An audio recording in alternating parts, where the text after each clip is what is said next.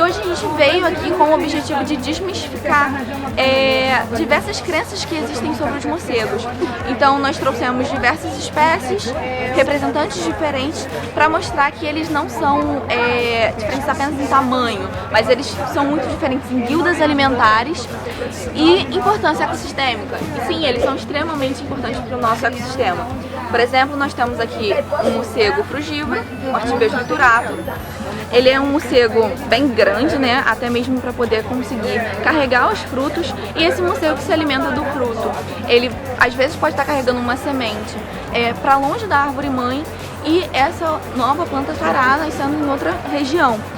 Novamente acontece que algumas sementes não são digeridas, elas passam pelo sistema gastrointestinal, não são digeridas e elas acabam saindo nas fezes. E as fezes do morcego, o acúmulo das fezes dos morcegos, que é chamado de guano, é um grande fertilizante. Então essas sementes elas acabam fertilizadas já no solo. A gente também tem um outro exemplo, que é o morcego insetívoro. Esse sim nós chamamos de Myotis nigricans, é o seu nome científico. Ele é um grande controlador de praga, consegue se alimentar de até 500 insetos por noite. E apesar do tamanho, ele é um adulto. E ele protege às vezes a gente de por exemplo, um mosquito que esteja com o vírus da dengue. Então ele acaba se alimentando desse mosquito e a gente não é atingido. Então é uma proteção indireta que essa espécie ela consegue trazer para nós como sociedade, não só essa espécie, mas sim como todos os insetívoros. Nós também temos o morcego nectarívoro. Todo mundo fala muito sobre esse morcego, porque as pessoas que normalmente colocam bebedouros para beija-flor falam que tem um morcego que visita esse bebedouro de noite. Então os morcegos nectarívoros, eles têm esse hábito de ir até esses bebedouros porque eles se alimentam do néctar das flores, assim como os beija-flores. Então ele é até conhecido como morcego beija-flor. Seu nome científico é a Glossopsis soricina, e a gente tem alguns exemplos aqui desses morcegos que são os nectarívoros. A língua dele é bem grande para poder alcançar o receptáculo floral e automaticamente esses morcegos eles participam da polinização noturna. O que acontece? Quando ele adentra uma flor, o pólen ele se prende ao pelo e adentrando outra flor ele participa da dispersão do pólen e da reprodução das flores. Então eles são muito importantes para o equilíbrio ambiental.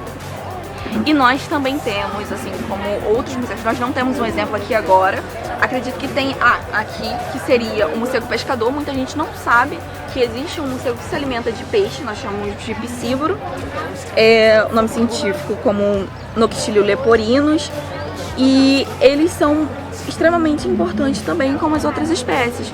E o mais famoso que todo mundo comenta seria o morcego vampiro. Realmente existe um morcego que se alimenta de sangue, ele toma sangue, ele vai atacar a gente. Então, nós temos mais de 1.400 espécies de morcegos no mundo e apenas 3 se alimentam de sangue, que seria o Desmodus rotundus, a Diphylleucadata e o Diemus yonge, só que a gente não tem um representante do Diemus yonge aqui. E a Diphylla, ela tem uma preferência na dieta dela de sangue de aves, enquanto o Desmodus tem uma preferência por sangue de bovinos e equinos. E são animais mais encontrados em ambientes rurais, né? Porque é onde tem a maior existência do gado e etc. Nós também temos morcegos carnívoros que se alimentam de pequenos vertebrados, como sapos, pequenos roedores dentro da mata. E tem sempre essa questão, o morcego ele vai fazer mal pra gente? Então, o morcego ele é um animal silvestre, então a gente sempre recomenda você respeitar o espaço do animal silvestre, porque assim como eles podem contaminar a gente com algo, nós também podemos contaminar eles com algum vírus que eles não tenham. Por exemplo, na época que estourou a bomba da Covid, da pandemia, que a Covid-19 é uma zoonose, né? O que aconteceu? Nós cortamos as coletas de morcegos porque os nossos morcegos brasileiros eles não possuíam o vírus da Covid-19. Então, era possível que nós passássemos para eles o vírus da Covid-19, a SARS-CoV, e a gente podia acabar com uma grande comunidade de morcegos da região. Então a gente precisa também ter a consciência que a gente precisa respeitar o espaço do animal silvestre. O animal silvestre ele não é um pet, né? A gente não pode encontrar, sair passando a mão. Então assim, encontrou um morcego no chão, retira do local com uma luva, sempre com uma proteção, para não machucar o animal e não se machucar. Porque o morcego, ele é um animal mamífero e como mamífero ele pode transmitir a raiva, e a raiva é uma doença que não tem cura.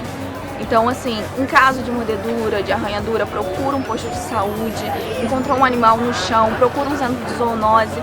Não é bom você manipular um animal silvestre que você não tem experiência.